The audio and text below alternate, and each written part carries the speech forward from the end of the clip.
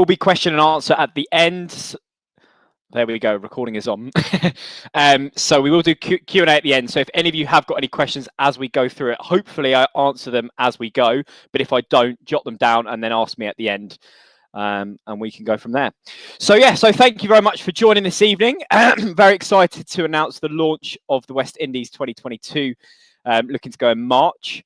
So I will get right into it.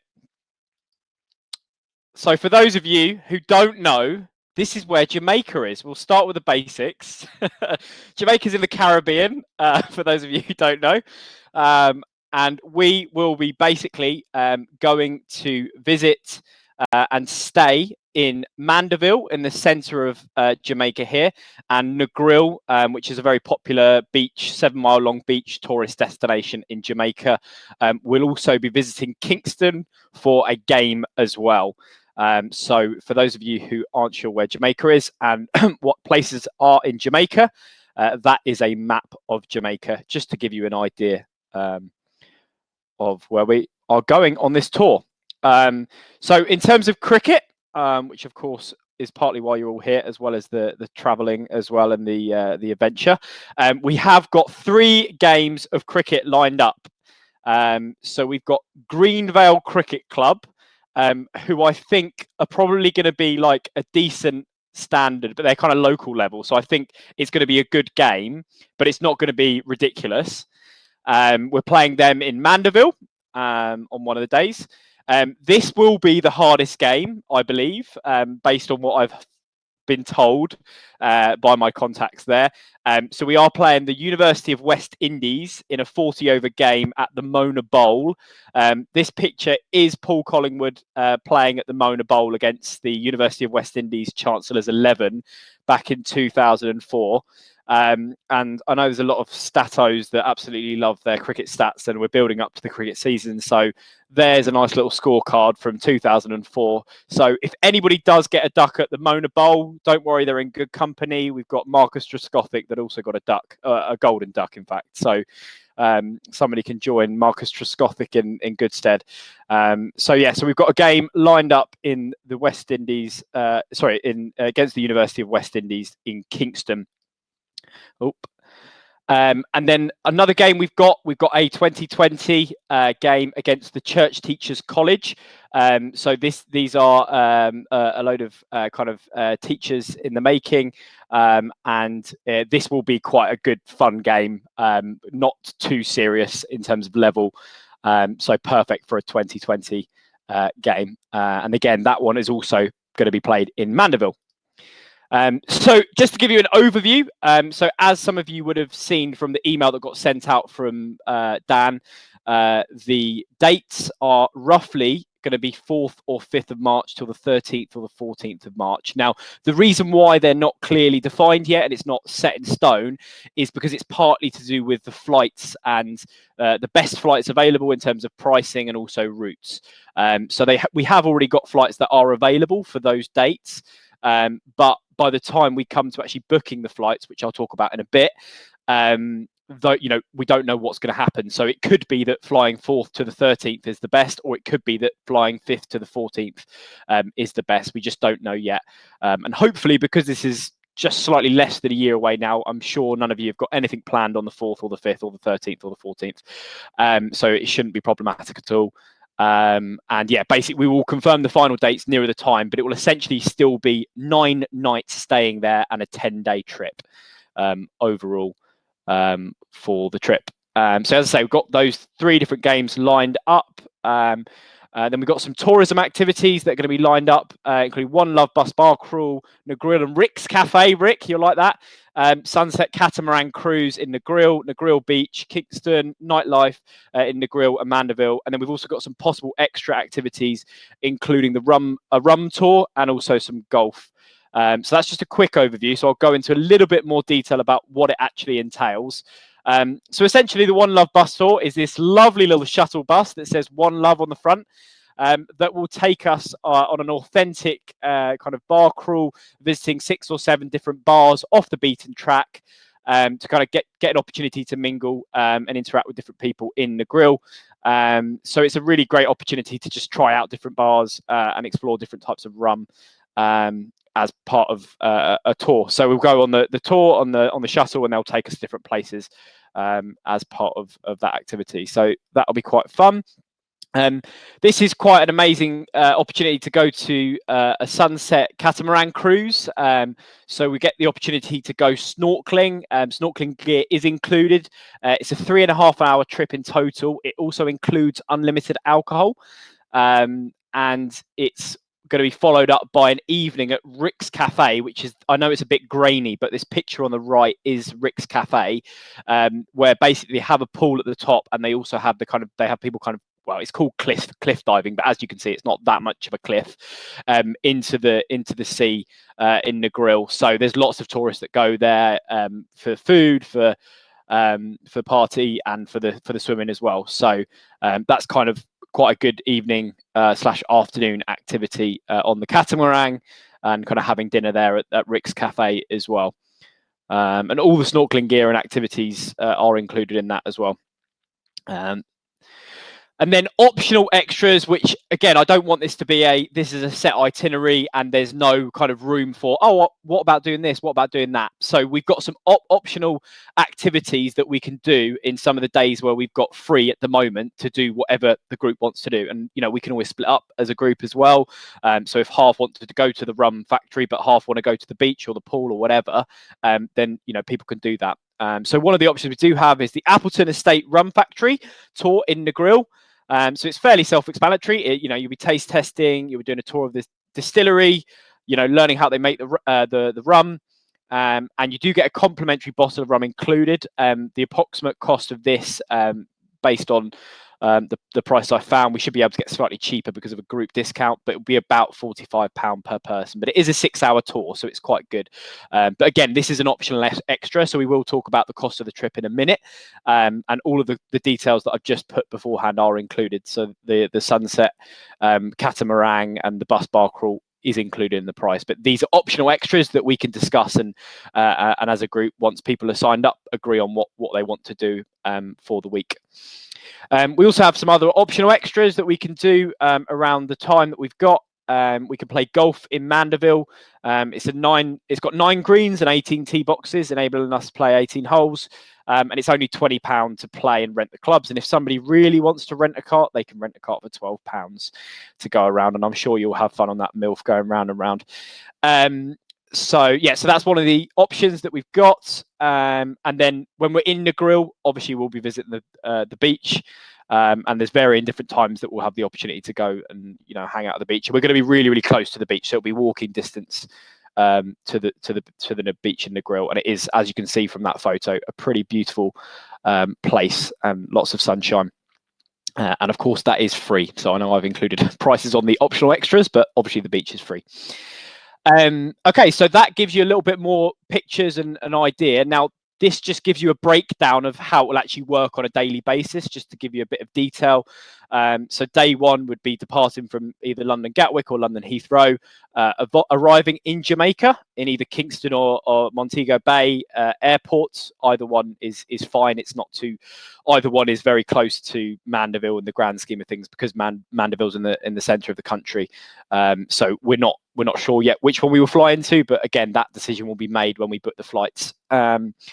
Then on day 2, we'll have a local tour of the Mandeville where we'll be staying. Got the option to go to a local swimming pool, a hotel, and we can play some golf if we want to. And then we can go to the Mia Moore sports bar in the evening. It is actually going to be, and I'll get onto this at the end of the presentation, it is actually, some of you may know, there is the 2020 and test matches that will actually be happening in the West Indies whilst we are there. Now, we don't know where they're going to be yet. They probably won't play in Jamaica, just based on historically, they normally play elsewhere. But either way, it will be pretty cool to be there and to, go to a sports bar and watch a bit of the cricket, alongside the locals whilst we are there. So yes, we'll have the opportunity to do that. Then day 3, we've got the 2020 game to get us started off and eased up in Mandeville. And then again in the evenings, there's opportunities if people want to go to the swimming pool or we go to the bars and things like that. Then we can do that. on day 4, we've got the Greenvale Cricket Club game, 40 overs. And then on day 5, we've got the University of West Indies. So both the first 2 games of the warm-up, ready for the big one against the University of West Indies in Kingston. And then we will visit Kingston after the game. So there's a few sites we can see whilst we're there, and then we'll come back to the accommodation in Mandeville. And then after that, the next day, we will be heading to Negril, which is the kind of really touristy kind of beaches, beautiful coastline, and lots of tourism activities. So we will be checking into the Negril accommodation that we'll be staying in, and then we'll go on the One Love bus bar crawl. And then it is really kind of all about tourism and doing the different activities that I've just discussed. So day 7, visit the beautiful beaches and go to the Catamaran sunset cruise with the Rick's Cafe in the evening as well. Excuse me. So that will be day 7. And then we've got day 8 and 9, which is kind of free time, which again, I want everybody to kind of have their say in what they want to get up to on those kind of 2 days. As I say, I think the Appleton Estate Rum Factory tour is definitely a great thing to go and visit whilst we're there. But again, it's optional. We can discuss what we want to do. And then again, day 9, beaches, whatever you fancy. If we didn't get an opportunity to play golf earlier on, then maybe we could look into golf nearer there. There's lots of different tourism activities. If people want to go on a banana boat on the coast, they can do whatever they want. So it is quite open in terms of those 2 days. And then on day 10, we will be departing back to the UK, and that will be sad face because we won't want to leave after that amazing 9 days and 10 days of traveling and cricket. So that is the itinerary as it stands at the moment. And I realise there's a little bit of flexibility in that to add in activities with the free time and everything like that. In terms of accommodation, so this is pretty much confirmed in terms of where we would be staying in Mandeville. So it's the Kariba guest house. Our breakfast and dinner is included. So in terms of when we're looking at the price of the trip, the fact that there is quite a few meals included as well as all the accommodation and flights is quite a good deal, I think we're getting. So we'll be staying there for 5 nights, very comfortable accommodation. And it will probably be 2 to a room. If you want to have a room by yourself, then this can also be arranged, I'm sure. So we can kind of talk about that on a 1-by-1 basis. But yeah, this is the guest house that we would stay in Mandeville, and it's very comfortable, very clean. And as I say, breakfast and dinner we would be having there whilst we were there. In Negril, this is a little bit more to be confirmed. So obviously, once I have an idea of numbers for the trip, and once we start to get deposits in, then I can really start to look at what is available still for the size of the group that we have. But I either have in mind a guest house similar to what we were staying in before, or an apartment style accommodation. So the pictures that I put here is just an example of some apartment style accommodation. Yes, not the prettiest of bedding, but it serves a purpose for what we need, which is a clean apartment where we're close to the beach and close to all the different tourism activities that we want to do whilst we're there. So something like an apartment style self-catered accommodation or a guest house that will be bed and breakfast only will be the best options that we'll be looking at for the 4 nights that we're in Negril. So yeah. Right, lots of information on this slide. So this is some of the key information regarding costing and what is included and what isn't included. So the price for this trip is £1,250. For this trip, what I am looking at is aiming, if possible, and if there's any issues with any of these payment installments or any of these dates for payments, then please do contact me directly if there will be any problems or issues kind of meeting any of these deadlines. We are happy to be flexible, especially in terms of the £450 payment for the flights. We can have a chat and I'm sure we can work something out. But the aim would be to get the deposit of £200 due by the 12th of April. That's with a view to just get a good idea of the confirmed numbers for the group, and then with the strong view at the end of April to get that second payment of £450 in, so that we can get the flights confirmed and booked. Because what I don't want to do is wait for months and months and watch flight prices go up. And I'd rather get everything confirmed and agreed sooner rather than later.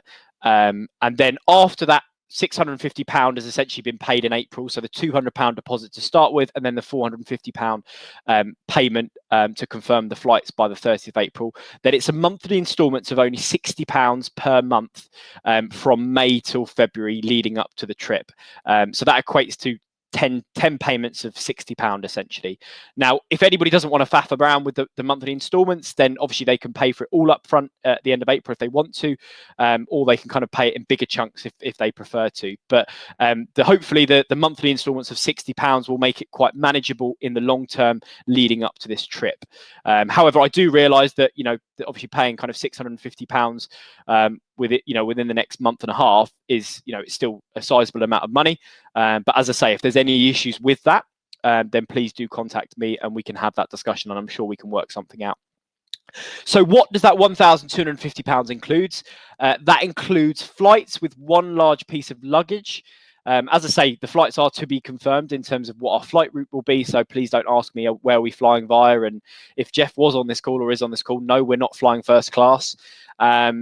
So it includes flights with a large piece of luggage. So what I'm suggesting is people bring their cricket bags and try and stuff as many clothes in as possible, and then bring like a carry-on, as bigger carry-on luggage as possible with more clothes. Because again, you won't need vast amounts of clothes for this trip. A lot of it's going to be in your tour top and a pair of shorts. But obviously, we can make it work. All of the accommodation at the Kariba guest house in Mandeville, including breakfast and dinner. The 4 nights in the grill, as I said, that doesn't necessarily include breakfast or any meals, because that's to be confirmed. Airport transfers in Jamaica is included in that. Transport to and from the matches and tourism activities, so all of that is included. Match fees, so all of the pitch rent and the officials, we will have officials. They've made it pretty clear that they don't want us or players doing the officiating. They want it to be very done properly, so there's no arguments, is what I've been told. I think you made that very clear to me, Sanikia. So it's great that we don't have to worry about that, and we've got officials and it's all sorted. And then all the lunch and refreshments at all 3 games is included in the fee, and that's provided for us and also for the opposition. And then, as I mentioned earlier, we've got the Negril and Rick's Cafe Sunset Catamaran Cruise all included, and the One Love bus bar crawl, and then your tour top as well. What the price doesn't include, it's only a fairly small list, is travel insurance. So just to make it more straightforward, rather than getting a group travel insurance, especially because people may have different things that they have to disclose, medical things that they want to disclose. It's just going to be more straightforward that people can book the travel insurance directly themselves. And it also means you're happy with whatever coverage you want for this trip. And then transport in UK to airports, that we can deal with nearer the time. It could be a case of I convince my dad to get the Littlehampton Academy minibuses, and we and him Jimmy or somebody else can take us to the airport, or we can arrange it within ourselves in terms of getting our own cars there. And then any meals that aren't specified above or as part of my program, it is not included. So that's obviously where the extra kind of spending money is going to come in for this trip, is going to be for kind of some of the evenings meals or potentially breakfast if in the grill. But again, in terms of lunches, whilst we're in Mandeville, all of the lunches essentially are included, because we're going to be having them at the cricket games, and then we've got breakfast and dinner at the guest house. So we're actually only talking about maybe kind of 4 evening meals and maybe three lunch meals, and maybe a couple of and breakfast as well when we're in the grill. So we're not talking about a massive amount of spending money required, because some of the meals are included in the trip fee. So hopefully I haven't missed anything off from that list, and if I have, obviously I'm looking forward to clarifying that at the end with the Q&A. So yeah, as discussed earlier, I am well aware that there is the West Indies and England games and tour happening at a similar time. So the dates that we're looking to go out there will cross over with the first test. So again, I'm not anticipating them to be playing in Jamaica. So unfortunately, we can't visit the game. We can't try and get tickets for the game. But it's also another reason to try and get the flight sorted sooner rather than later, just because they're going to announce where these will be played 6 months prior to the games. So that means they'll probably be released in kind of June, July time. So I'd rather book the flights well before then than once that's been announced, and then people start booking all of their overseas holidays to Jamaica, Barbados, etc. At that time, and which will only push up the price. But again, it means we can watch a bit of the tests whilst we're there as well. So just a couple of FAQs that I tried to come up with to kind of anticipate, before we go into the Q&As. So do I need a visa to get to Jamaica? No, it is visa free for all UK nationals and there is no cost to enter. Tim, I don't know if you have a South African passport or a British passport. We can look into what that is. I have no idea. Thankfully, you're muted, so I don't know what you're saying. What happens if COVID impacts the trip? So I did actually mention this on the trip price page. So essentially, our accommodation is going to be free to cancel up until 2 weeks before the trip. So fingers crossed, COVID is not going to impact our trip in March 2022, but we really don't know with this virus. We're a year on now after the first lockdown, and we didn't think it would last this long. So I want to give you guys as much reassurance as possible that the accommodation is free to cancel up until 2 weeks before. The flights will be fully refundable as travel credits. So I can't promise money back, unfortunately. They don't, they're not offering that, but they are offering it as refundable as travel credits. So obviously there is always an element of risk with anything at the moment, but again, that you're going to get that back if due to COVID we can't travel, which again I believe is very unlikely by March 2022, but if for whatever reason it isn't, you will get that back as a travel credit. And again, tourism activities themselves, which there's only a few that we actually have to book, we will pay for the deposit nearer the time, so that we, again, if COVID is still going to be impacting travel at that point, whether it's to Jamaica or from the UK, then again we are not going to be losing out, and essentially the trip itself is kind of fully refundable for COVID, essentially, with a caveat to that being obviously the flights as a travel credit rather than as cash. Is it safe to visit Jamaica? I know that some people think of Jamaica as these sunny beaches and tourism, and other people have different perceptions. Yes, it's a very safe place. I work for Projects Abroad. Sanikia, who is going to talk a little bit more after and help with the Q&As, is currently joining us from Jamaica and has looked after Projects Abroad, who I work for, volunteers in Jamaica for years and years. And it's a very safe place in Mandeville and in Kingston, where we'll be visiting, and in Negril. Obviously, as with certain parts of London, you wouldn't visit certain parts of London at a certain time or in a certain area, and that's the same with Kingston or any other kind of big city. So obviously we won't be going to certain parts of Kingston, but we can visit some of the areas of the capital that are touristy, and we are playing the game in the uptown part of the capital as well. So just to reassure anybody from that perspective. And I know I've already had a couple of interests in terms of bringing partners or family members, etc. And the answer is yes. If people do want to have partners or family members or friends or anything like that come on this trip, whether they're playing or not playing, then that is fine. It's kind of the more the merrier with this. We realistically, we need 12 as a bare minimum of 12 playing participants on this trip to make the tour go ahead. If we had any more than that, then obviously that's great. And obviously, if anybody who's not playing and is going to come on the trip, then that's great as well. But probably the bare minimum for this tour to go ahead would be 12. Obviously, hopefully we get a lot more than that, but that is the absolute bare minimum.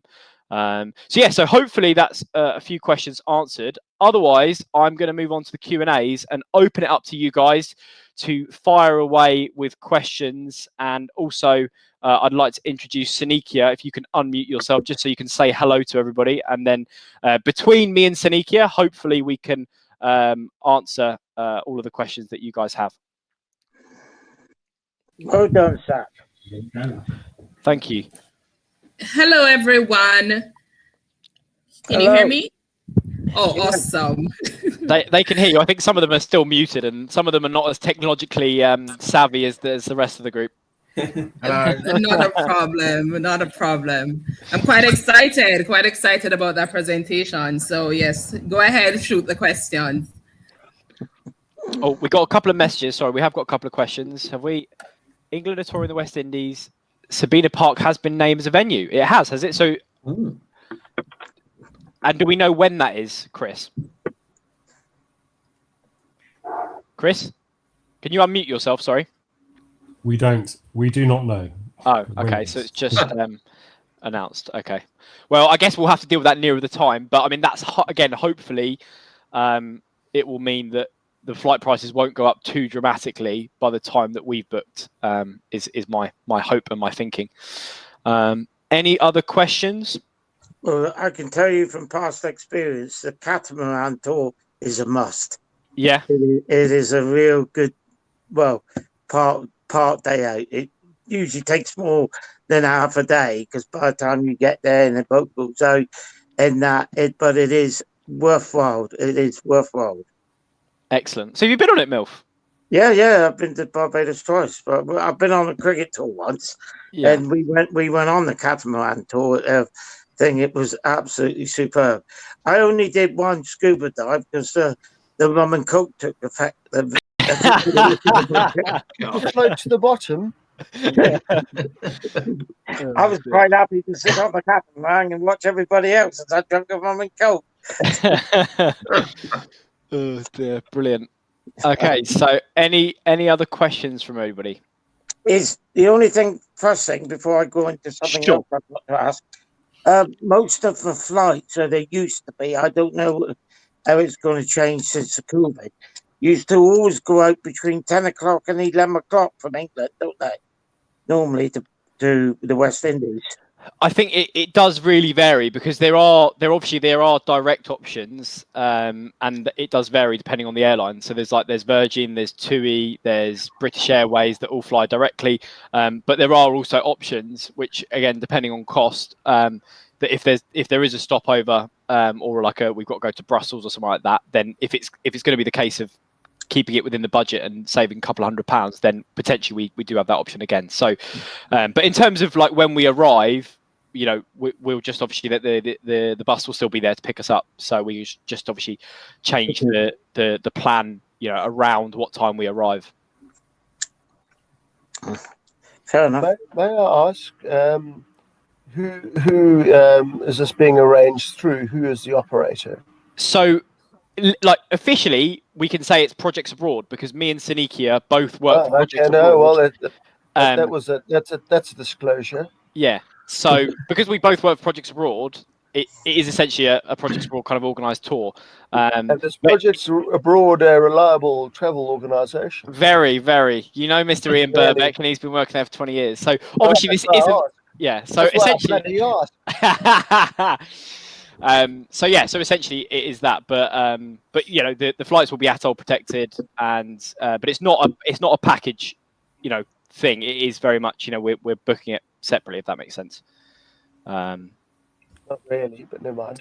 Sorry, Zach, does that mean it's linked travel arrangements? So it's not an inclusive tour, it's linked travel arrangements? Correct. Okay, yeah. So it doesn't adhere to package regulations. Okay, but it's still linked travel arrangements? Correct. And Projects Abroad are happy with that you'll organise it on their behalf in that way? Yes, that's correct. Okay. Well, I can tell you how many... Go on, Tim. Do you know how many people are likely? You said 12 people as a minimum.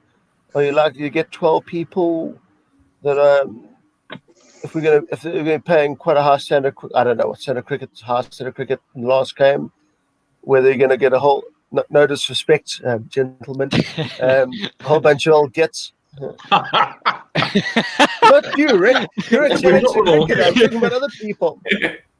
I think so. What we can do, and Sanikia, maybe you can help here, is I think whatever team we end up with, because of course we don't know who's going to go on the tour, and I know there's some people who can't be here tonight, so we don't know who's going to be on the tour, and I think that the standard of the fixtures shouldn't really impact whether people go or not.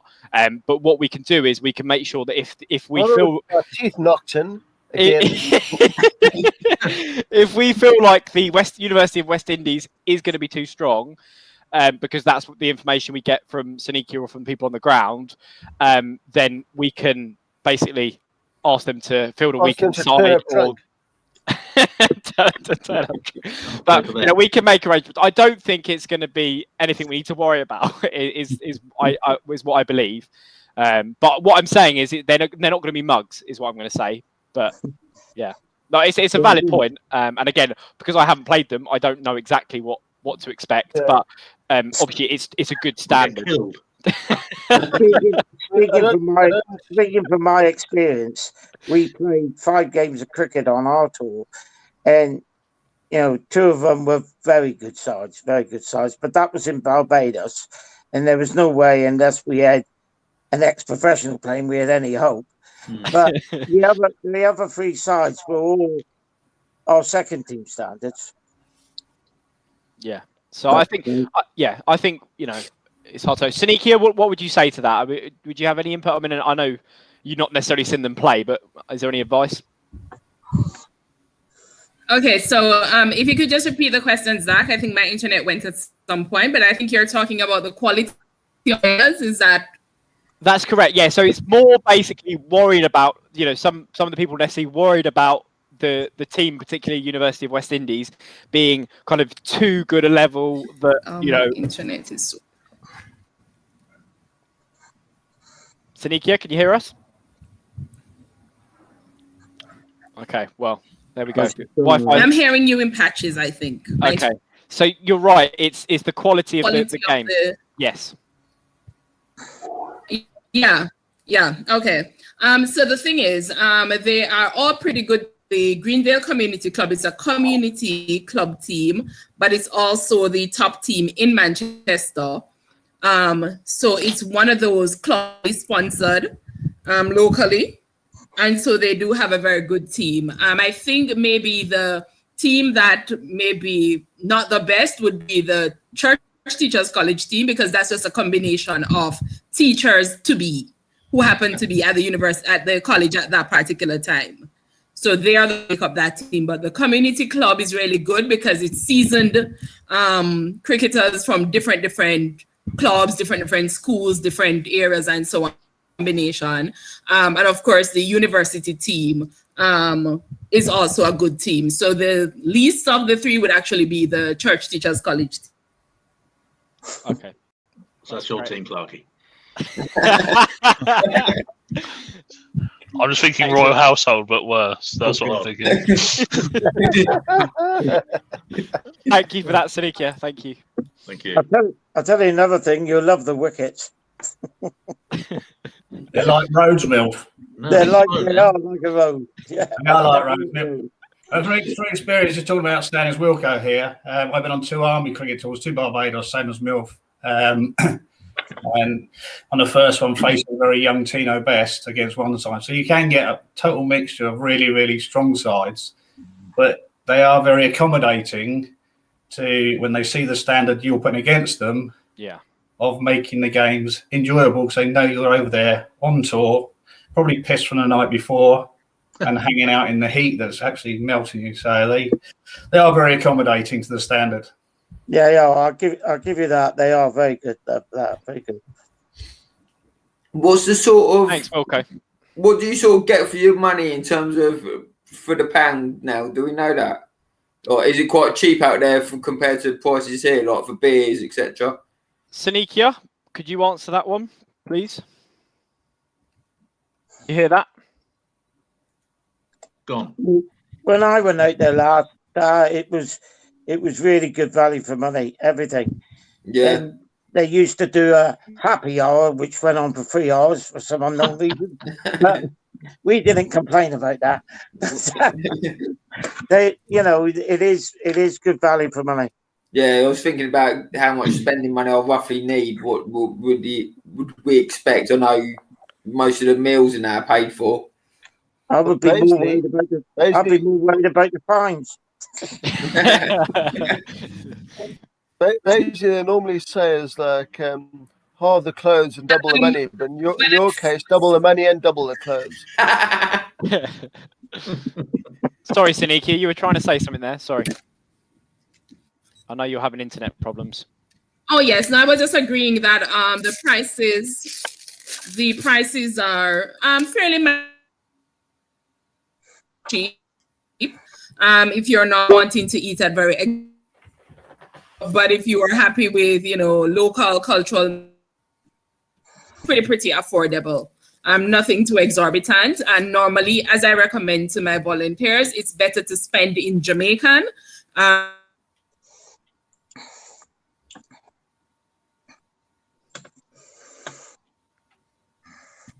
Sorry about this internet, but yeah, so it sounds like it is reasonably priced, and so it's the Jamaican dollars. You can look it up. I don't know. I think to get a gauge, basically, I think obviously it depends on which of those. So like if you wanted to do the rum tour, then obviously you're looking at £45, but you know you're getting a complimentary bottle of rum with that.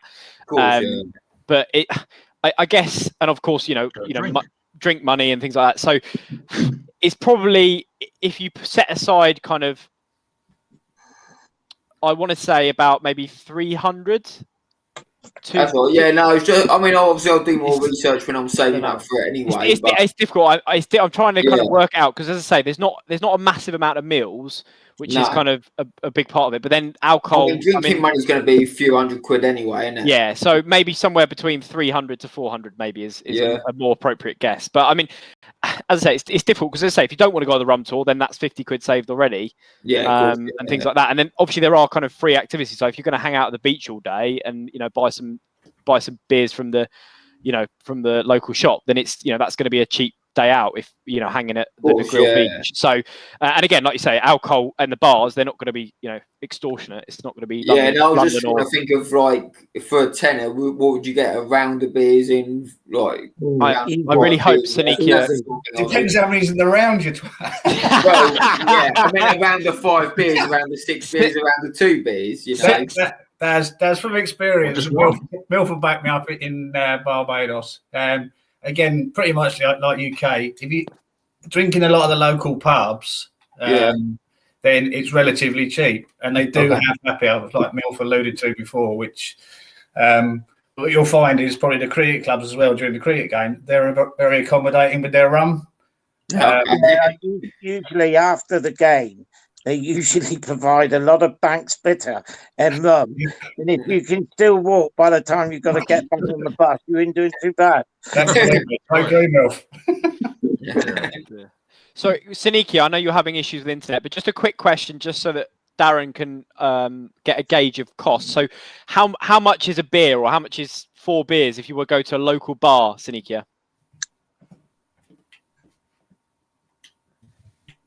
Okay, so I changed my internet, so I think this should be better. So you're looking at roughly £1 for 1 beer.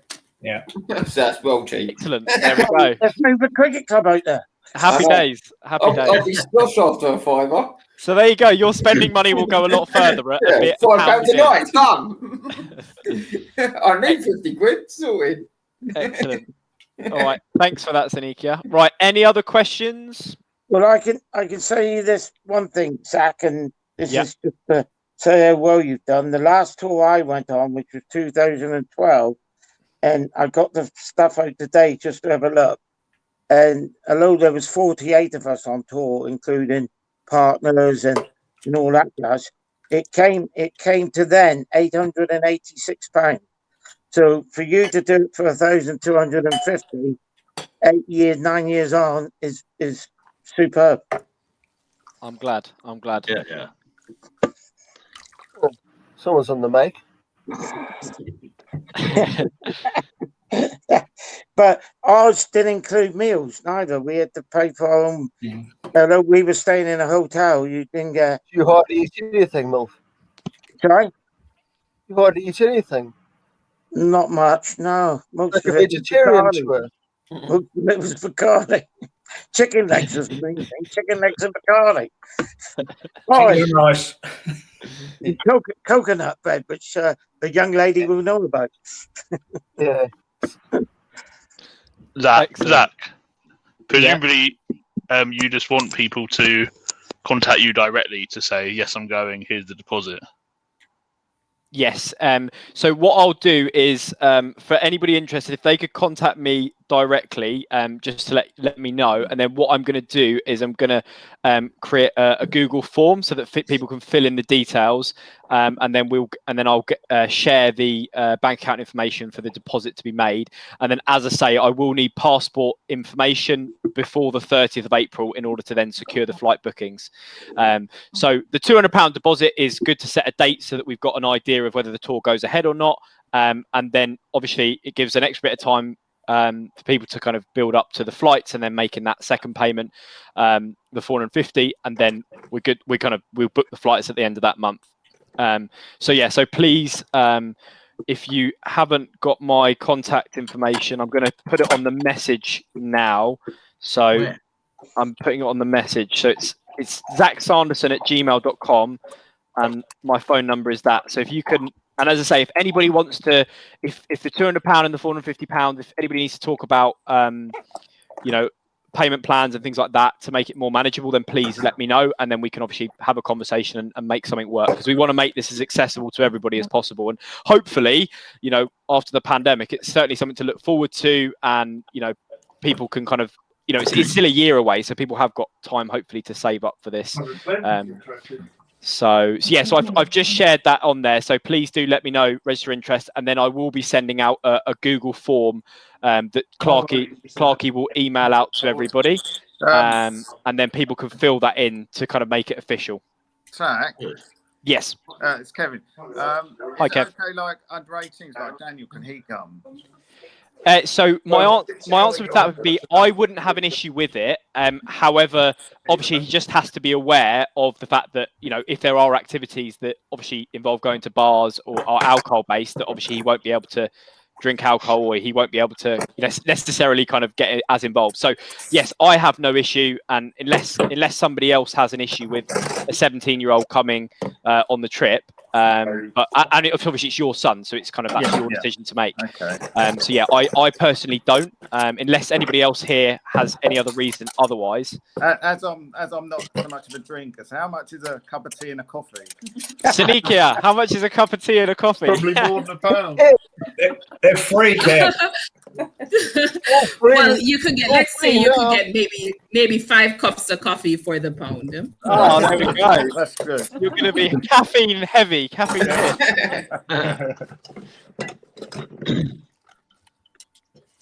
There's only one thing that I've got to say left about it, is which could be a bit of sad news on behalf of me. At this very moment in time, I'm only allowed to fly 3 hours.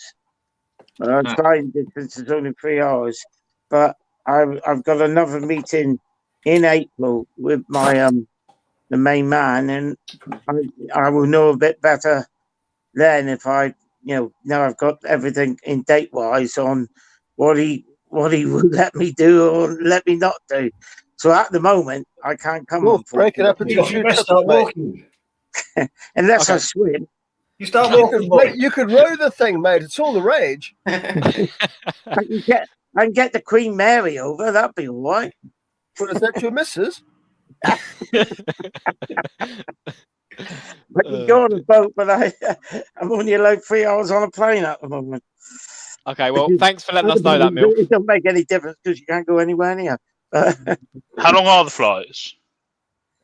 Normally 9 hours. Yes. So just go fly 3 times, MILF. Break it up. Well, you can put me in a cricket bag and stow me that way, and nobody will know I'm on board. Bloody big cricket bag.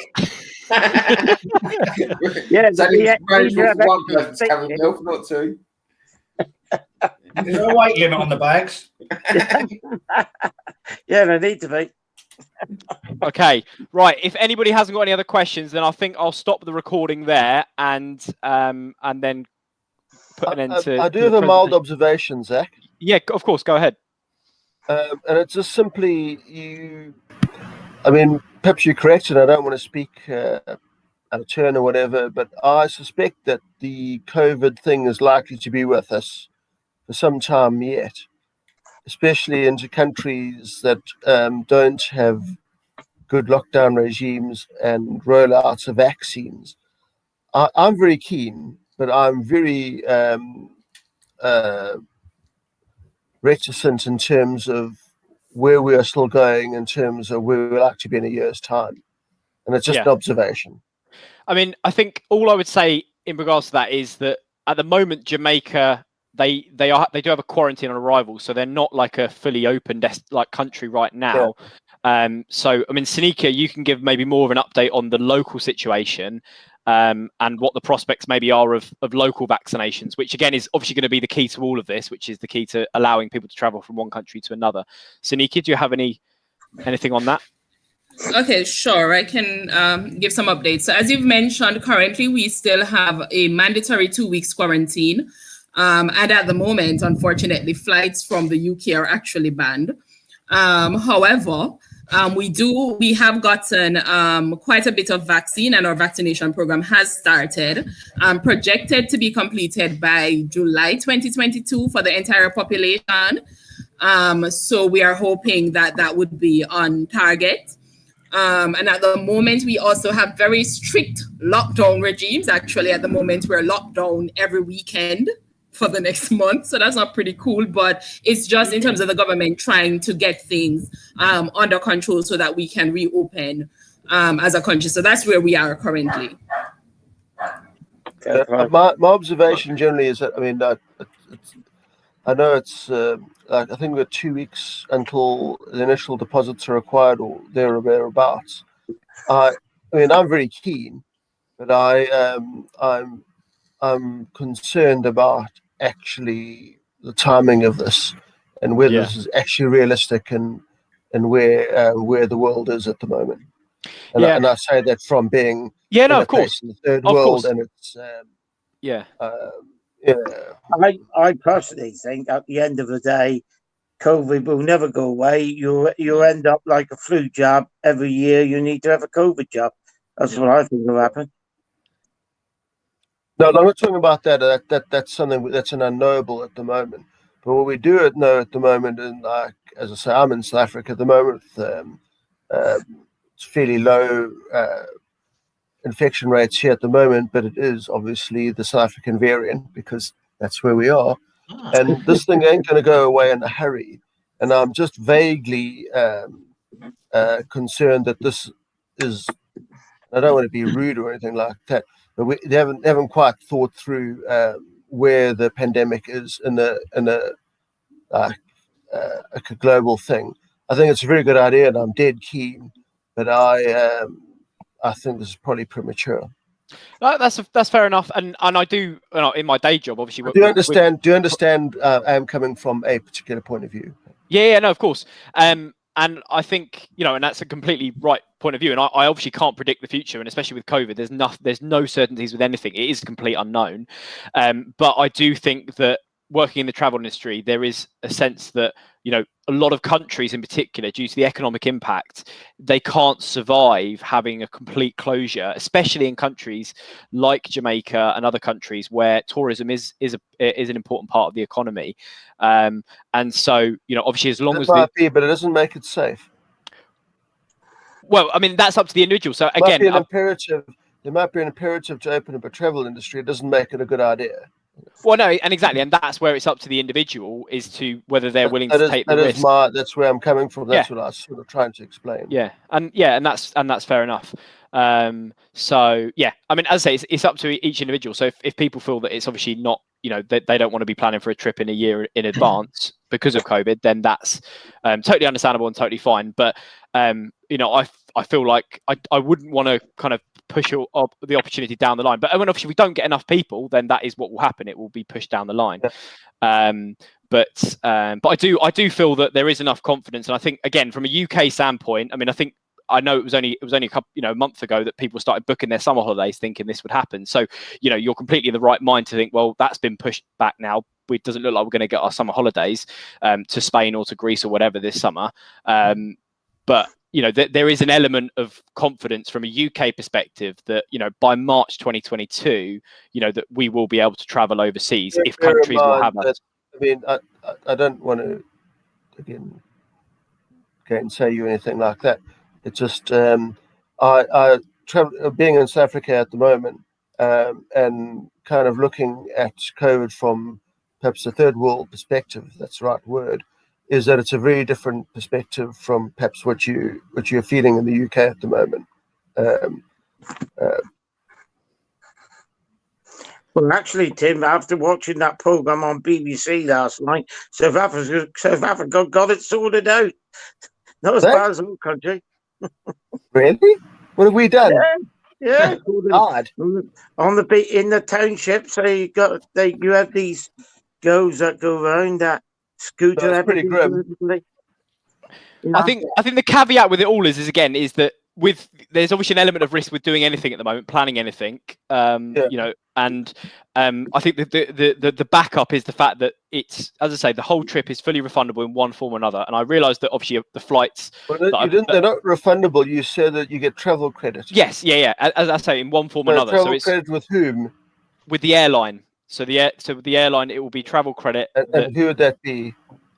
Whoever the airline is that we book, because as I say, we've not finalised who we're booking with because we don't know what the exact flight prices will be. And airlines are still adding. Forgive me for playing devil's advocate, but that's a bit of a risk. That's just that's the way the travel industry is at the moment. If you book a flight, you've got to be prepared.